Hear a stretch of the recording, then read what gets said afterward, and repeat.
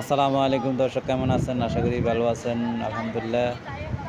আজকে 4 দিন বৃষ্টি নাই, রোদ উঠছে। আর আজকে যদিও রোদ উঠছে, মনে হয় মেঘলা করার বৃষ্টি হয়েছে 11টার দিকে, হালকা হালকা বৃষ্টি হয়েছে। এত বেশি তেমন বৃষ্টি হয় নাই। ওই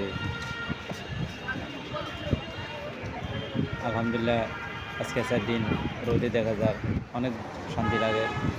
আর রোডঘাটের অবস্থা খুব খারাপ। তারপরে বৃষ্টির কারণে রোড খারাপ হয়েছে, গাড়ি ঘোড়া চলতে অসুবিধা। আর এখানে রোডে কাজ চলতেছে। চট্টগ্রাম আলিশা মসজিদের সামনে দিয়ে কাজ চলে।